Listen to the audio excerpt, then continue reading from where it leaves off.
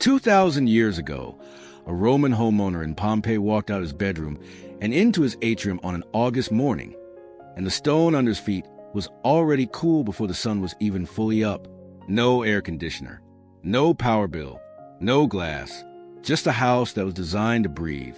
Now here's the wild part, that same layout. The open roof courtyard at the center, the rooms arranged around it, the private life tucked in the back, is exactly the floor plan modern Barndominium builders keep accidentally rediscovering, 100 years after we forgot the Romans already solved it. In this video, I'm reimagining the Roman domus as a steel-frame Barndominium, a central atrium with a reflecting pool, a shaded public wing for guests, a private wing for the family, a thermal mass core, and a summer cooling bill that barely moves. If you're getting real value from this, right now is the moment to subscribe. But first, the layout, because the layout is the entire point.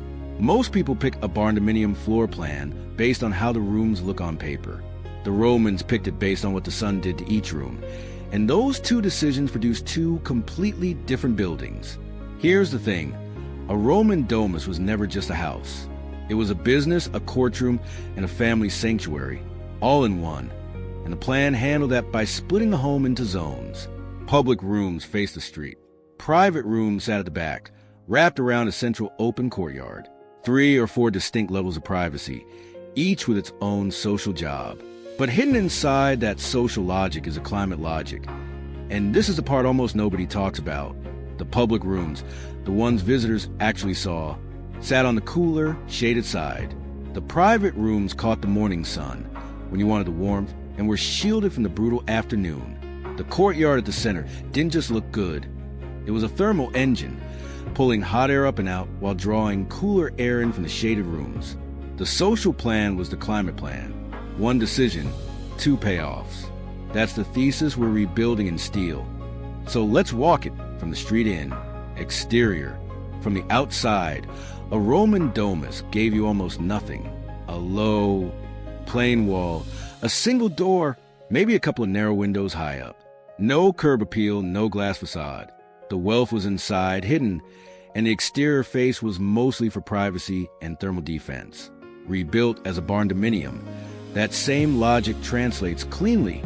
The street-facing side is mostly closed wall, a steel frame with a tight, insulated envelope and minimal glazing on the west face, where the afternoon sun hits hardest. This isn't about looking cold. It's about not cooking the rooms your guests are about to sit in. So, why would anyone choose a house that hides its best feature from the street? Because the Romans understood something we keep forgetting. The view you sell is the one you live in, not the one you drive past. The payoff is on the inside. The floor plan. Here's where it gets interesting. The plan is a rectangle, roughly 2,000 square feet, organized into 3 bands. And each band has a different relationship to you and your guests. The first band, the front third, is the semi-public zone. This is where business happens.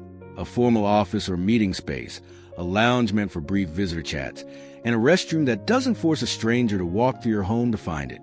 Think of it as the modern tablinum, the Roman business room. The second band is the heart, the central atrium courtyard, open to the sky, with a long, shallow reflecting pool running down its middle. This is the hinge. Every major room opens onto it.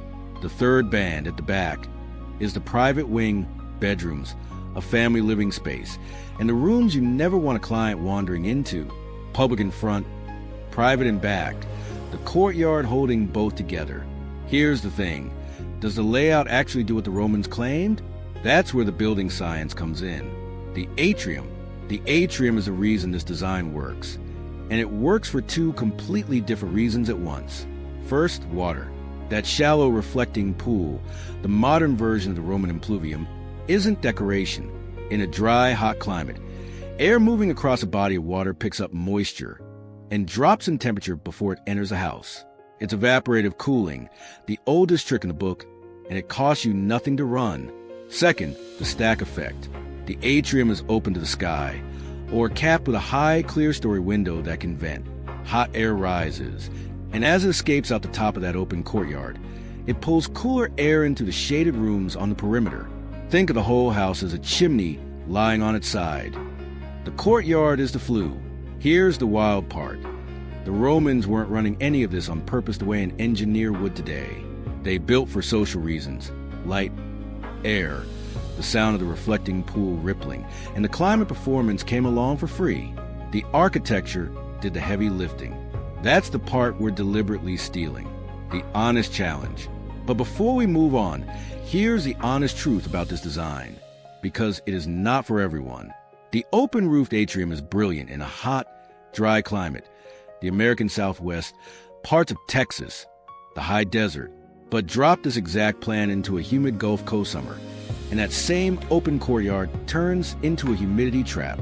And in a cold northern winter, an open-to-sky atrium becomes a hole in your thermal envelope, not a feature. The fix is simple: climate engineering. In humid zones, you close the atrium with a vented, operable roof. Keep the light, kill the moisture. In cold zones, you glaze it into a sunroom that harvests winter heat. The layout works everywhere. The openness is the variable you tune to your zone. Skip that tuning, and you build a beautiful mistake: the private wing plus thermal mass. Now, walk through Courtyard and you're in the back third, the family zone. And this is where the design quietly pays you back every single day. The bedrooms catch morning sun on the east side, so you wake to warmth and light, then stay shaded through the hottest part of the afternoon. The living space opens onto the courtyard on one side, so it breathes, but is sealed from the street, so it's quiet. This is a graded privacy in action. The deeper you walk, the more the house becomes yours. And under your feet, the part most builders skip, is a thermal mass floor, polished concrete, a couple inches thick, sitting on the slab. During the day, it absorbs heat. At night, when the desert temperature drops 30 degrees, that concrete releases the heat back into the room. The concrete floor isn't just a floor, it's a battery. The architecture is doing the climate work, so your HVAC doesn't have to. Here's the cruel irony. The builders who skip the thermal mass to save you a few $1,000s up front are the same ones whose clients pay for it in energy costs for the next 30 years. The cost payoff. So let's talk numbers, because this is where a Roman floor plan stops being a history lesson and becomes a financial decision. A steel frame Barndominium shell in most of the country runs $30 to $50 per square foot. On a 2,000 square foot build, that's $60,000 to $100,000 for the structure. Add the finished interior, and you're looking at roughly $110 to $160 per square foot turnkey. Call it $220,000 to $320,000 for the finished home.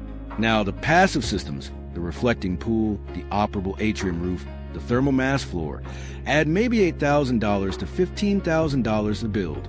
That's the part most people flinch at. But here's the math that changes it. In a hot, dry climate, the passive cooling alone can cut a summer cooling load by 40 to 60%. On a home that would otherwise run $300 a month to cool through the summer, that's $1,400 to $2,200 a year back in your pocket. Every year, for the life of the home. Over 30 years, the passive systems pay for themselves 7 to 10 times over. You're not spending $8,000. You're buying a dividend, the honest qualifier. These designs are not for everyone. If you're building in a mild climate with cheap energy and forgiving soil, you can ignore most of this and be fine. But if you're building somewhere the climate fights back, the desert Southwest, the Gulf Coast, the high plains, this is a 2,000-year-old floor plan that was engineered by accident for exactly your fight. Drop a comment below. Would you build a Roman courtyard into your Barndominium, or is the open atrium too much for your climate? I read everyone. Thank you for watching. If you found this valuable, hit that subscribe button. More videos like this are already in production. And if you're ready for the next one, click the video on screen right now. YouTube thinks you'll like it.